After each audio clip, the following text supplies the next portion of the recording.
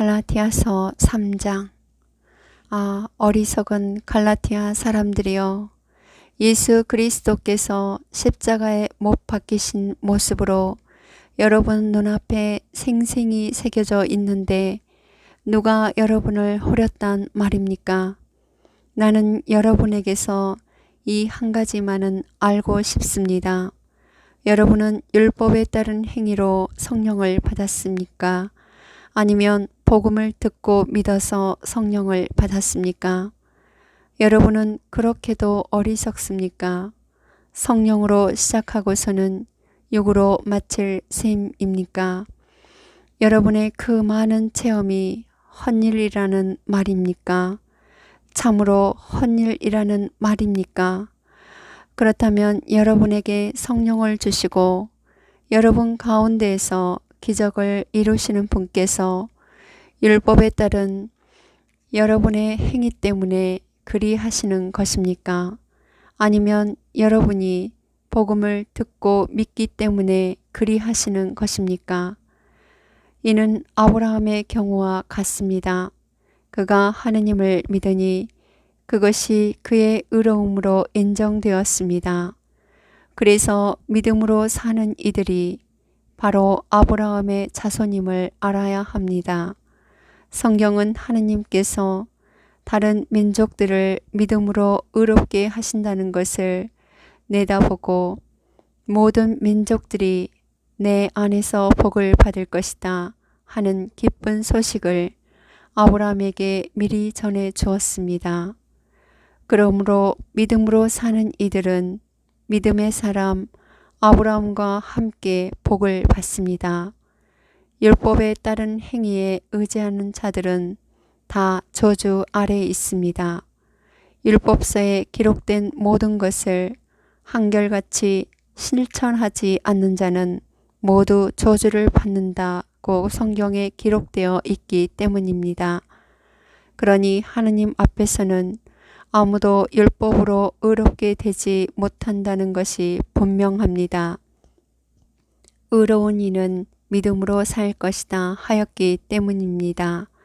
율법은 믿음과는 관련이 없습니다.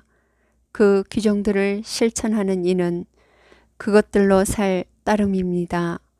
그리스도께서는 우리를 위하여 스스로 저주받은 몸이 되시어 우리를 율법의 저주에서 속량해 주셨습니다.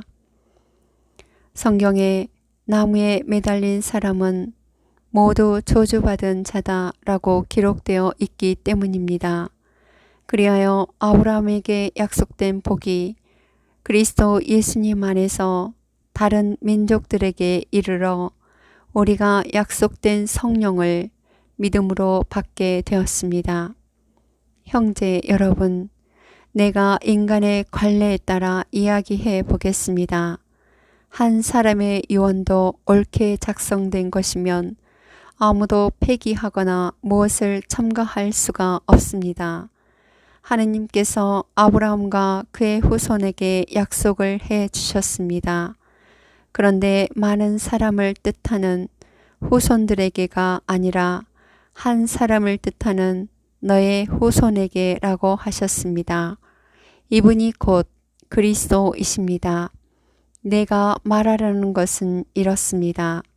하느님께서 예전에 옳게 맺으신 계약을 430년 뒤에 생겨난 율법이 파기하여 그 약속을 무효로 만들 수 없다는 것입니다. 상속재산이 율법에 근거한다면 그것은 결코 약속에 근거한 것이 될 수 없습니다. 그러나 하느님께서는 그것을 약속에 따라 아브라함에게 은혜를 주셨습니다. 그렇다면 율법은 무엇을 위한 것입니까? 약속을 받은 그 후손이 오실 때까지 사람들의 범법 때문에 덧붙여진 것입니다.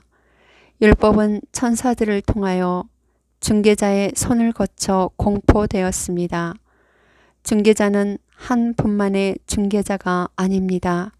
그런데 하느님은 한 분이십니다.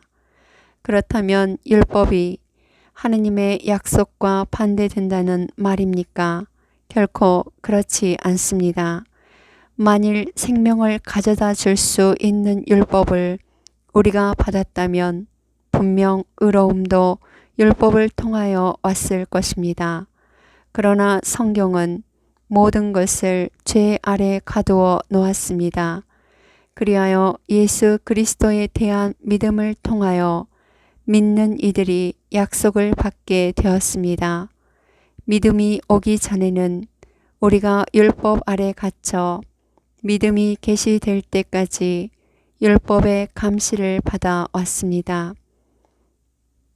그리하여 율법은 우리가 믿음으로 의롭게 되도록 그리스도께서 오실 때까지 우리의 감시자 노릇을 하였습니다. 그러나 믿음이 온 뒤로 우리는 더 이상 감시자 아래 있지 않습니다. 여러분은 모두 그리스도 예수님 안에서 믿음으로 하느님의 자녀가 되었습니다.